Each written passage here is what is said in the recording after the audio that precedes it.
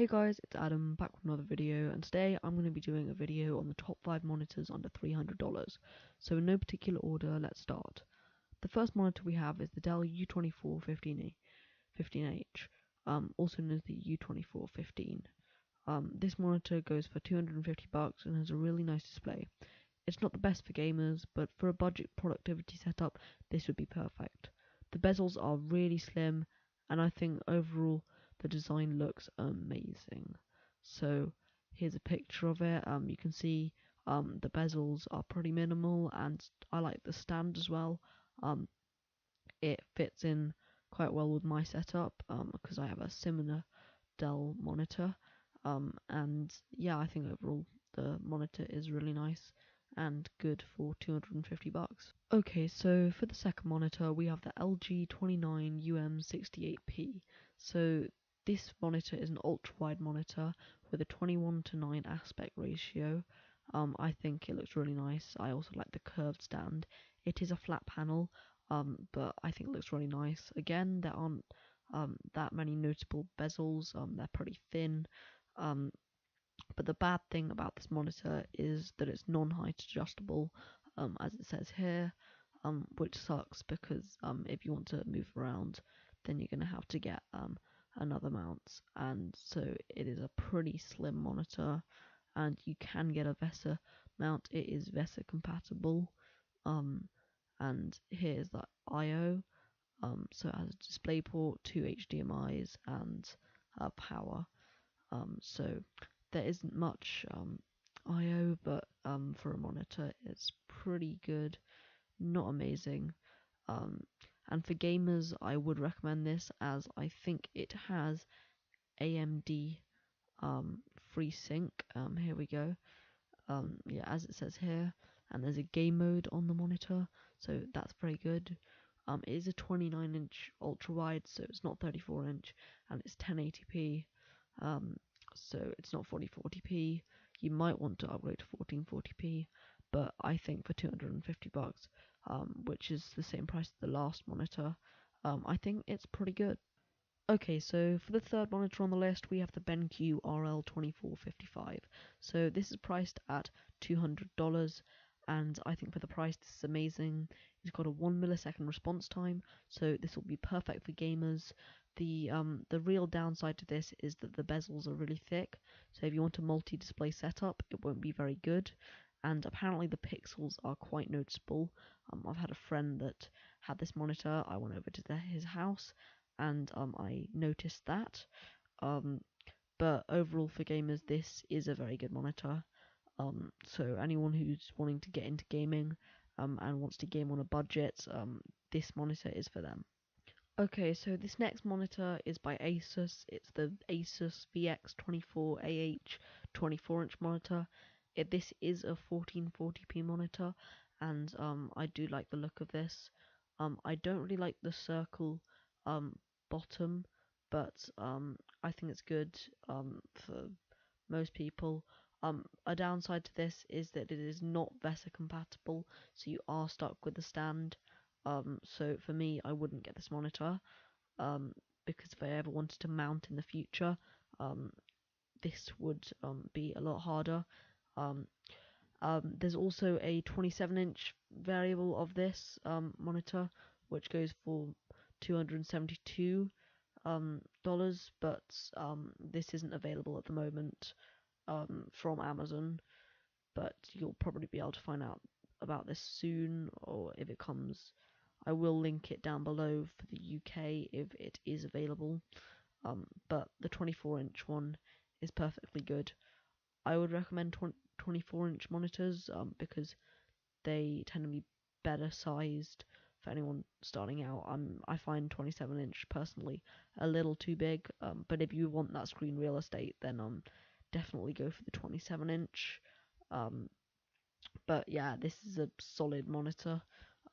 As I said, the bezels are pretty thin, and overall it's a pretty good monitor. I would say that it could be used for gaming. I haven't looked at the specs that much. If we just scroll down here, there aren't any specs. So, well, there are specs, but there aren't any. notes from the manufacturer, so we don't know much about it.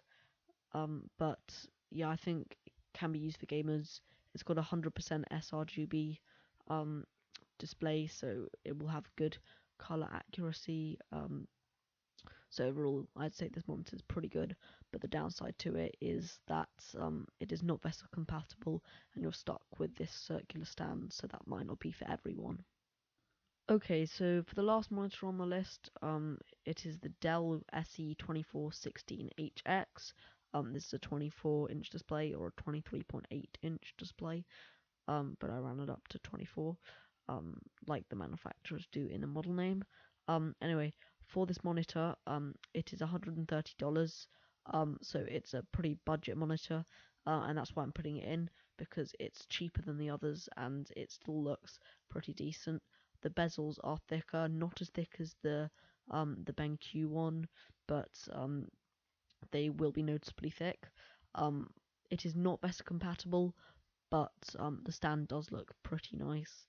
Not as good as the other Dell monitor, but it's dealable with, better than the Acer monitor.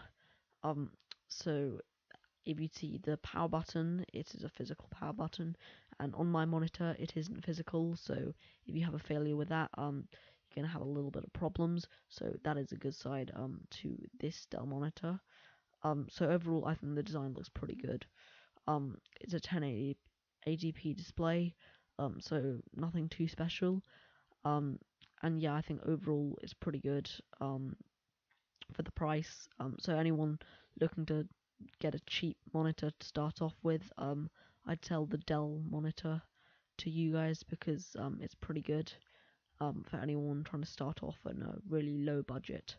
This monitor isn't in the top 5, but I am going to give it a special mention because it is a good ultra-wide budget monitor, so that'll be good for anyone who wants to get into ultra-wide gaming, but at a very low cost, so only at $157.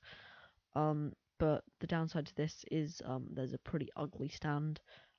It's basically a black lump on the bottom, but it doesn't look too bad. As you can see, it is VESA compatible, but it's a 25-inch widescreen or ultra-wide monitor, so it's pretty small for an ultra-wide monitor.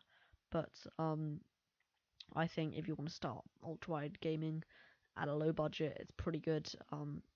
And yeah, I would recommend this to gamers.